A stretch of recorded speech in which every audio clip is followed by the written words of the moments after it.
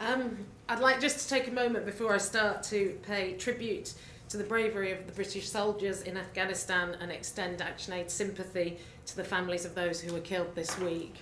It's a startling reminder of the fragility of the security situation still facing Afghanistan. So, coming to ActionAid's research, I'd like us to take a moment to imagine the life of women in Afghanistan.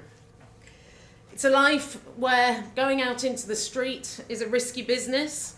Insecurity is the norm for everybody, but for women, the danger of bombings, shootings is compounded by the daily threat of sexual assault in the street.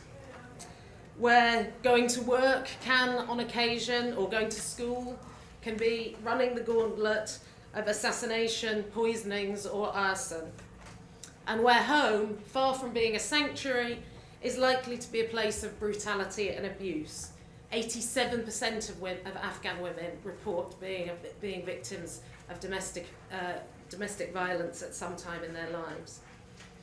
And if you have to take the brave and desperate step of fleeing your home, you may find yourself at the risk of castigation from your family, from your community, and even from ministers of state.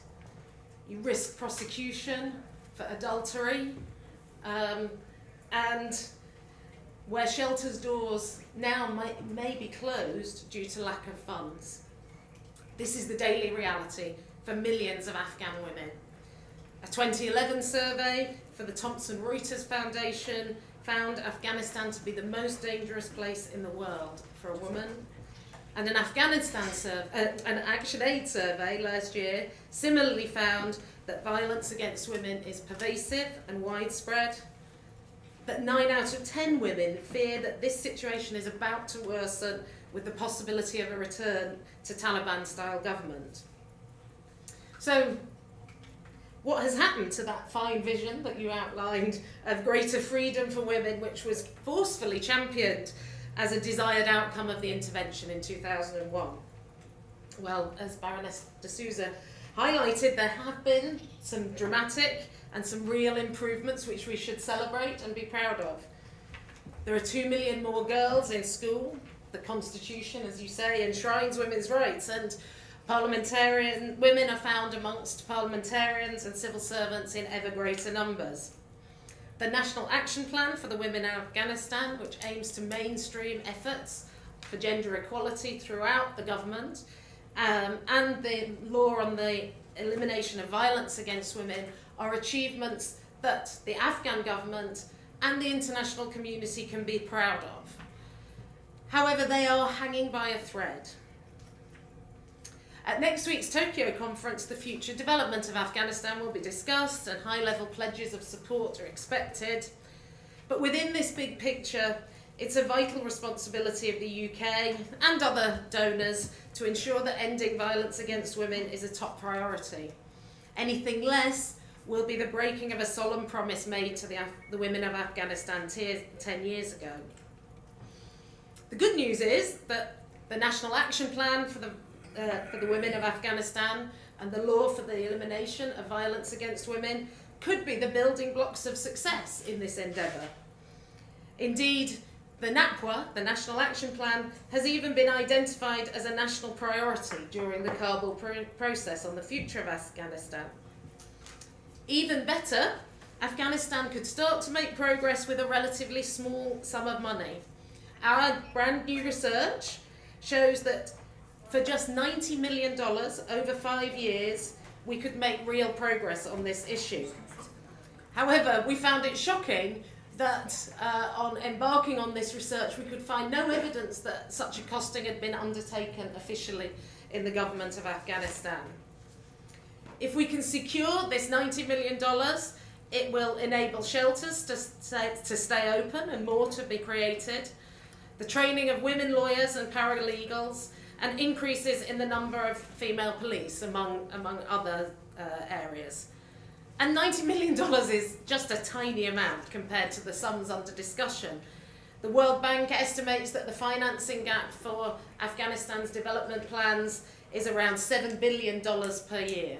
So we can see this is just a drop in the ocean by comparison. The bad news is no one's talking about it. And the issue is getting lost in the big picture conversations about security, economic growth and development. Yet violence against women and girls is nothing less than the direst threat to these goals. For there can be no security while women live in fear of attack at home and in the street. There won't be successful growth without women's participation in the economy, and there'll be no success in development without women's contribution to health, education and government. And we can't just leave it up to the Afghan government to decide and to act. We must have specific earmarked funds from the international community, and we must send a clear message about our expectations to the Afghan government. It's not enough to stand idly by and wait for them to decide what the right moment is to make this a priority. The UK can make a difference, and indeed we would be complicit in a crime if we don't. But instead of leading, we're ignoring or sidelining the issue. A press release today on the Afghanistan conference not only failed to mention violence against women and girls, it did not mention women at all. And this is shocking when it carries a quote from the Secretary of State, Andrew Mitchell, but does not bring this issue up, given that he has said he wants to put women and girls at the heart of development efforts. Our broad commitment is generous and welcome. Our broad commitment to fund the future development of Afghanistan is generous and welcome, and we really must acknowledge that. But we must make that money work for women too. We look forward to working with ActionAid's parliamentary network on Afghan women's rights to raise this up the agenda and to make those vital links with Afghan women MPs to push the issue nationally as well. £90 million is a small price to pay, but it will bring the dream of ending violence against women and girls at least within reach.